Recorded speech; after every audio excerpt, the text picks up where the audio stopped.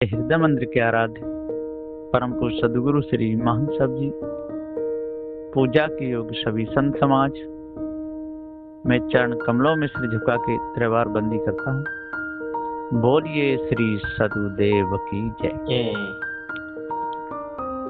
सदगुरु श्री कबीर साहब जी बड़े विचारमान, अच्छे, पवित्र हृदय के शीलवान संत थे। शीलवंत सबसे बड़ा, सब रत्नन की खान, तीन लोक की संपदा, रही सील में आन। गज धन गोधन बाज धन और रतन धन खान, जब आवे संतोष धन तो सब धन धूर समान। सदगुरुदेव जी पुकार के समझाते हुए कहते हैं कि जो अपने शुभ कर्म, जिन कर्मों के द्वारा मन पवित्र होता है, उन पर निर्भर रहता है, तो उसकी बराबरी सारे संसार में कोई नहीं कर सकता। तो इसके शुभ कर्म है, अच्छा पवित्र शुद्ध शाकाहार खान पान है, मन में किसी प्रकार का विकार नहीं, और सभी प्रकार के धोखे से, भ्रम से दूर रहता है, उसकी बराबरी कोई नहीं कर सकता। जिसने अपने मन को शुद्ध कर लिया और जिन कर्मों के द्वारा मन गंदा होता है वो कर्म त्याग दिए,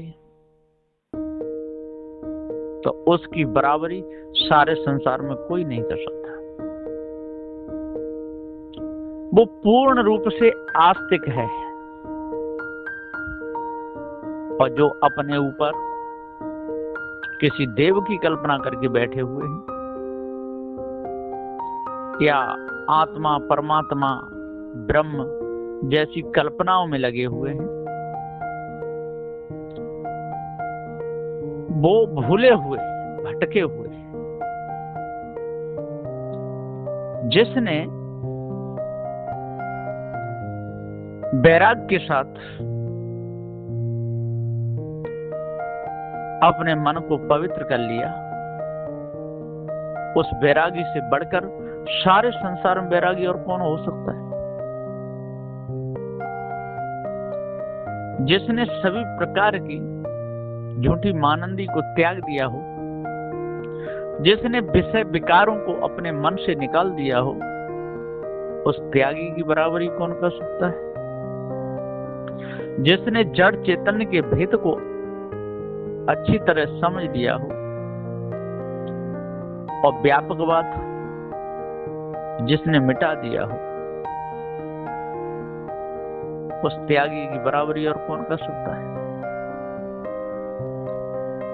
जिसने झूठी मानंदी जो संसार में चल रही हैं, उनका सहारा कभी लिया ही नहीं हो,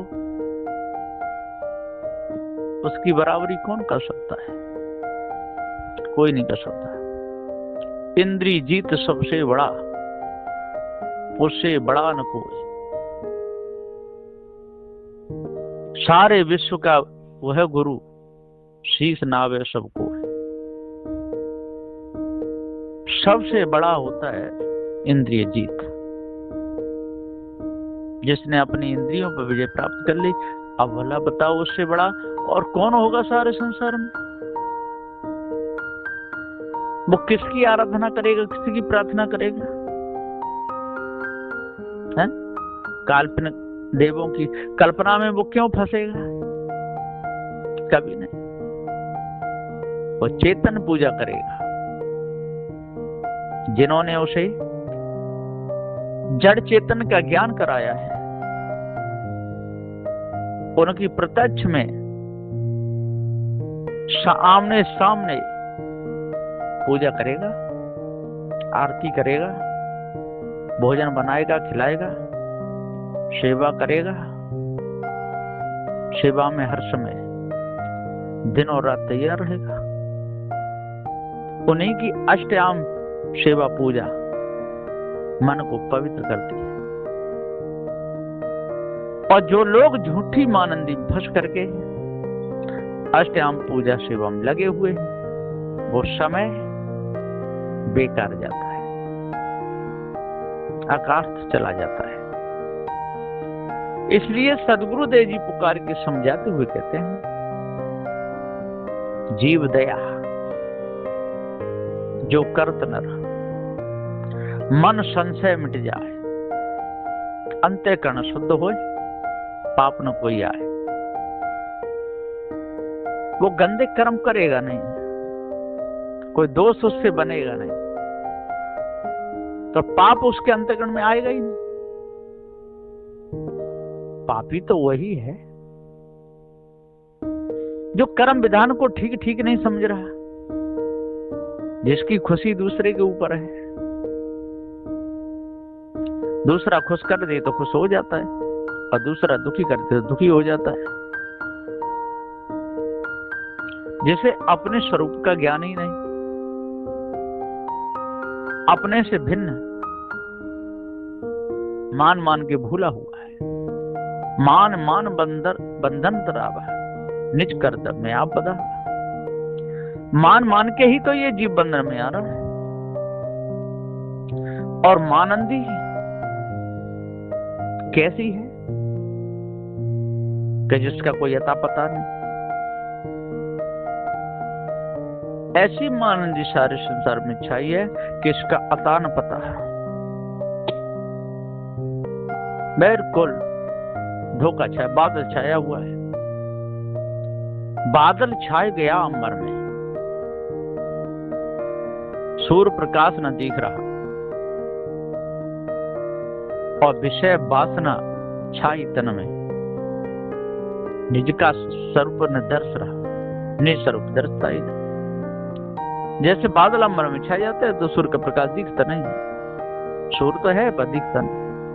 इसी प्रकार से जब विषय विकार छाते हैं, भ्रम छाता है, तो निज का स्वरूप निस्वरूप का पता ही नहीं चल रहा है। होते हुए भी और कह भी रहा है, और फिर भी कहता है कि मैं जीव को नहीं मानता। तो कह कौन रहा है कि मैं जीव को नहीं मानता? विचार तो करो।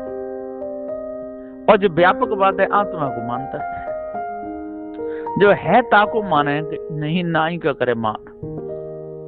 जो है उसको तो मानता नहीं, और नाई का मान करता है।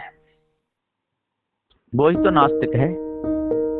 कहें कबीर पुकार के, सो नास्तिक का ज्ञान है, ताको जाने नहीं, उसको मानता नहीं।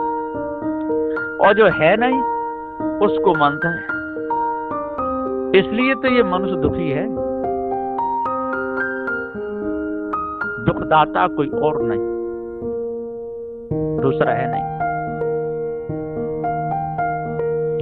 दुखदाता कोई और नहीं, और पकड़े मिलता ना है, और कोई पकड़ना चाहे तो वो मिलता भी नहीं। कर्म ही सुख दुख देते हैं, करे जीव शैतान। ये जीव ही कर्म को करता है, और कर्म ही सुख दुख देते हैं। और यदि अपने आप को जान ले और देख ले कि कर्म करने वाला कौन है, कर्म कराता कौन है, कर्मों का फल भोगता कौन है, शब्द बोलता कौन है, शब्द सुनता कौन है, शब्दों की चोट किसको लगती है, शब्द सुनकर खुशी कौन होता है, और शब्द सुनकर दुखी कौन होता है। उन्हीं शब्दों को सुनकर के लोग खुश हो जाते हैं, और उन्हीं शब्दों को सुनकर के लोग दुखी हो जाते हैं। ये तो अपनी अपनी अनुकूलता और प्रतिकूलता है। किसी किसी को कर्म विधान समझा करके और चेतन ज्ञान करा दो, पारक ज्ञान करा दो, तो खुश होते हैं कि ईश्वर परमात्मा तो कुछ भी नहीं, मिथ्या कल्पना है। और जिनको निस्वरूप का ज्ञान नहीं हो पाया, पारक ज्ञान नहीं हो पाया, उनके सामने बता दो तो वो दुखी हो जाते हैं। तो लोग संसार में कहते हैं कि भैया दुखी हो जाए, ऐसे शब्द मत बोलो। और सदगुरु श्री कबीर साहब जी कहते हैं कि भैया, जिन्होंने झूठी मानंदी को सत्य मान लिया हो और जब उसको हम हटाएंगे तो दुख तो होगा। जैसे किसी ने किसी के खेत पर कब्जा कर लिया हो और बहुत दिन से कर लिया हो, अरे वो हटाएगा तो उसको दुख तो होगा, लेकिन हटाना तो पड़ेगा। वो राजी से नहीं मार रहा है तो हटाना ही पड़ेगा। इसी प्रकार से सदगुरुदेव जी पुकार के समझाते हुए कहते हैं, वो तो खेत वाली बात हुई, उस पर तो कार्रवाई की जा सकती है, और मुकदमा में जीत गया तो अपना खेत हो जाएगा, नहीं जीत पाया मुकदमा चलता ही रहता है। लेकिन यहाँ तो कोई माने न माने, लेकिन अपनी सत्य बात को रख तो सकते हैं, सत्य के निर्णय को बता सकते हैं। कोई सुनकर के अपना वार कर ले, अपना उद्धार कर ले, निकले आवे तो अच्छी बात है, क्योंकि ये बहुत बड़ी भूल है, छोटी मोटी भूल नहीं, बहुत विशाल है। इस विशाल भूल को आप अपने उपदेश के द्वारा व्यक्त कर सकते हो।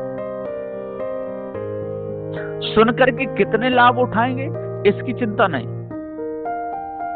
सुनकर के कितने भ्रम भूल कल्पना से, विषय वासना से बचेंगे इसकी चिंता मत करो। अपना प्रयास करो, सत्य का ही उपदेश दो, झूठ का नहीं, है ना। यदि आपको कोई सेवा करनी है तो सच्चे मन से करो। जैसे कहीं कचरा पड़ा हुआ है, आप जाके वहां रोज बैठते हैं, तो उतनी जगह साफ कर दो।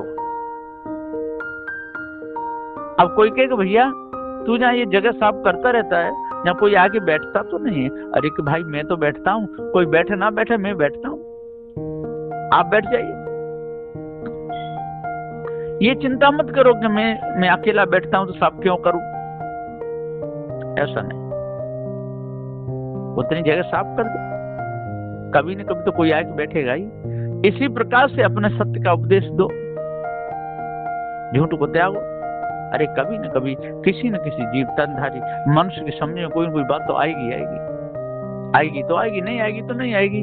अरे हमारे तो आएगी, हमारी तो रोज सफाई होती रहेगी, रोज झाड़ू लगाता रहेगा, जगह साफ रहेगी।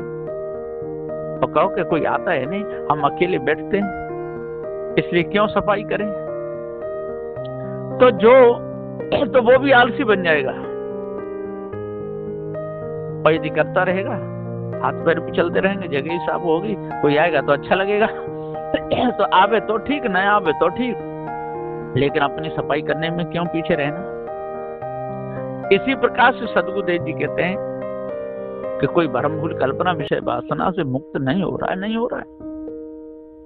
है ना। लेकिन उस प्रयत्न में कसर क्यों छोड़ना, है ना। अपना पूरा प्रयत्न करो, सत्य का ही उपदेश दो, झूठ का मन दो, क्योंकि चेतन जीव अजर अमर अखंड नित्य स्वयं स्वरूप है, इसके ऊपर कोई दूसरा है नहीं, और दूसरा होगा भी तब भी हमको तो अपने कर्म का फल भोगना ही पड़ेगा। अब जैसे गांव में कितना भी बड़ा कोई भी मुखिया हो, जिससे सारे गांव के लोग डरते हो, आसपास के डरते हो, इससे थानेदार, इंस्पेक्टर, कलेक्टर भी डरते हो, है ना। और उसी गांव में कोई बीमार हो जाए तो क्या वो बीमारी उसके डर से भाग जाएगी क्या। बीमारी अपनी जगह, कर्मफल अपनी जगह। अब गांव का मुखिया अलग है। हाँ ये है 10, 20, 50 हजार की जरूरत है और दयालु है, तो जाकर उसके पैर पकड़ लोगे कि मेरा बेटा बीमार है, मुझे 50,000 रुपये दे दो, जरूरत है, तो वो दे सकता है। गेहूं की जरूरत है, गेहूं दे सकता है, पैसे की जरूरत है, पैसे दे सकता है। लेकिन उसके डर से रोग भाग जाए, ऐसा नहीं होगा। उसके डर से कर्मफल ना भोगना पड़े, ऐसा नहीं होगा। अब जैसे पहले के भी थे, जो बड़े बड़े लोग थे, राम थे, कृष्ण थे, बहुत बड़े बड़े थे, है ना, अपने समय के थे वो। जैसी उनके सामने परिस्थिति थी तैसा उन्होंने किया, गरीबों की रक्षा भी करते होंगे, ऐसी बात नहीं है। कोई गरीब उनके पास में जाता होगा तो उसको देते भी होंगे, लेकिन उनकी दया से उस गरीब के कर्मफल नष्ट हो जाए ऐसा नहीं होगा। भूख तो नष्ट हो जाएगी, जैसे भूख लगी है और कोई किसी के द्वार पे गया 4 रोटी दे दी तो भूख तो मिट जाएगी। प्यास लगी है पानी पी सकता है, पर उसकी एक आंख फूटी है वो सही नहीं होगी, एक हाथ कटा है वो ठीक नहीं होगा, पैर कटे हुए वो ठीक नहीं होंगे, है ना। कपड़ा मिल सकता है तन ओढ़ने, तन को ढकने के लिए ठंडी में कपड़ा मिल सकता है, भोजन मिल सकता है, 10, 20, 50 हजार रुपए भी मिल सकते हैं। कोई दया करके उसके लिए मकान भी बनवा सकता है, ऐसा तो होगा। लेकिन जो उसने कर्म किए हैं वो कर्म का दंड भोग रहा है, उस दंड में शामिल नहीं हो सकता। वो तो कर्म दंड सबको भोगना ही पड़ेगा। इसी प्रकार से पहले के कोई भी थे, कैसे भी थे, है ना, उनका नाम है आज और ग्रंथ भी है। ग्रंथों को पढ़ने में कोई दोष नहीं है, उनकी गाथा को जानने में कोई दोष नहीं है, लेकिन कोई कहे कि उनकी पूजा से, उनकी आरती से, माला फेरने से हमारे जो कर्म हैं, जो हमने कर्म किए हैं, वो कर्म नष्ट हो जाएंगे, तो ऐसा नहीं होता है।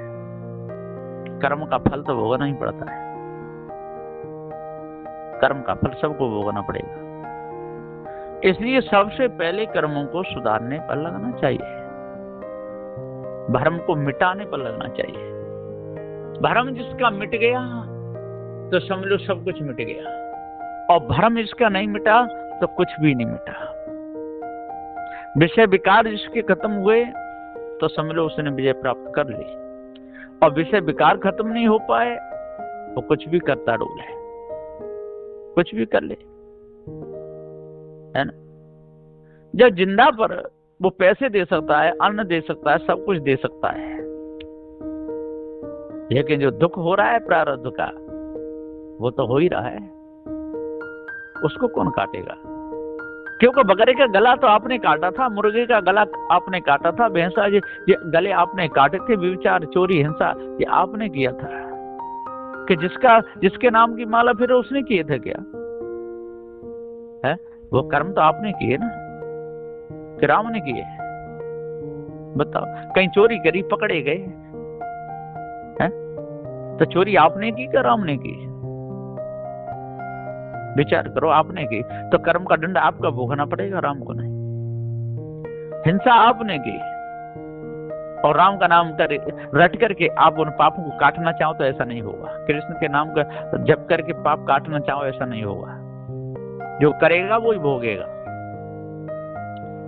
इसलिए अपने अपने कर्मों के सुधार पे जो लगेगा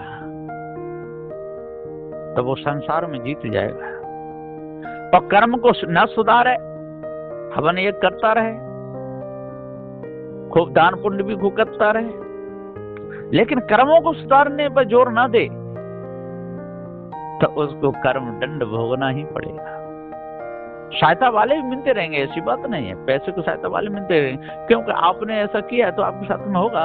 लेकिन कर्म दंड, जब तक आप कर्मों को नहीं त्यागोगे तब तक कर्म के दंड से बच नहीं सकते। कर्मों के दंड से बचाने वाला कोई सारे संसार में नहीं है। यदि कर्म के दंड से आपको वो बचा लेते तो स्वयं कर्म दंड से बच जाते। तो उन लोगों ने भी, सबने कर्म का दंड भोगा, जैसा किया तैसा भोगा। तो कर्म का दंड सबको भोगना पड़ता है, कोई भी हो, गुरु हो, चेला हो, बाप हो, बेटा हो, माता हो, बहन भाई हो, कोई भी हो, राजा हो, रंक हो, सेठ हो, साहूकार हो, सारे संसार में कोई भी हो, वो किसी की भी मान नहीं फंसाओ, किसी की पूजा करता हो तो पूजा विषय उसका अलग रहा, उसका वो भाव रहा, तो कर रहा है, किसी क्या कर रहा है। लेकिन उससे जो कर्म किए हैं वो कर्म नहीं मिटेंगे, उनका तो फल उसे भोगना ही पड़ेगा। जब वो तो कर्म करना बंद करना पड़ेगा, तब पहले के कर्मों का फल आज भोग लेगा। अभी नहीं करेगा तो आगे के लिए रास्ता साफ हो जाएगा। लेकिन हमने कई कर्म कुकर्म कर लिए पूरे जीवन में, बुरे से बुरे कर्म कर लिए, और राम की माला फेर करके हम कर्मों को काटना चाहें तो उनकी भक्ति से, उनके नाम से, जाप से, उनकी आरती से पाप कट जाएंगे। तो ये बहुत बड़ी भूल है, बहुत विशाल भूल है। इस भ्रम को अपने अंदर से त्यागना चाहिए, निकालना चाहिए। ये सदगुरु श्री कबीर साहब का निर्मल ज्ञान है। सदगुरु श्री कबीर साहब जी नास्तिक नहीं थे, आस्तिक थे, इसलिए उन्होंने सत्य का ही बोध दिया।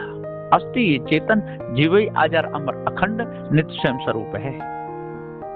ये सनातन अजर अमर अखंड अनादि है, इसलिए इसके ऊपर इस ब्रह्म आत्म परमात्म कोई है नहीं।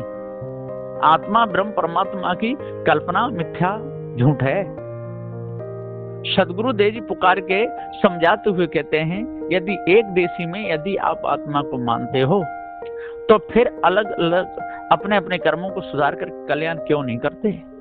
इसलिए नहीं ठहरता आत्मा, कोई ठहरता नहीं है, क्योंकि कोई भी जीव को आत्मा नहीं मान रहा है। ये सारी झूठी कल्पना मिथ्या है। वो एक ही माना, एक में बंधन और मुक्ति होती नहीं। सर्वव्यापी में न कोई बंधन न कोई मुक्ति। इसलिए आत्मा कोई वस्तु है नहीं, ब्रह्म कोई वस्तु है नहीं, है ना, अल्लाह खुदा कोई वस्तु है नहीं। ये सारी झूठी कल्पना जीव की है, और ये जीव स्वयं अपने पद को भूल गया है, अपने पद से गिर गया है। इसलिए चेतन अविनाशी ही सत्य है, अजर अमर अखंड है। तो आज से ही और अभी से ही, इसी समय से ही अपने अपने कर्मों के सुधार में लग जाओ। इन कर्मों के द्वारा मन गंदा होता है, जिन कर्मों के द्वारा हमारी इज्जत गिरती है, बिगड़ती है, जिन कर्मों के द्वारा हमारा सिर नीचा होता है, और जिन कर्मों के द्वारा हम वो दिखाने लायक नहीं रहते, उन कर्मों को आज से ही त्याग दो और बढ़िया शुद्ध साकार पवित्र भोजन पाओ। बुरे कर्मों में मत फंसो और झूठी मानंदी को दूर कर दो, तो आज ही आपका अंतःकरण शुद्ध हो जाएगा। बोलिए श्री सद्गुरुदेव की जय।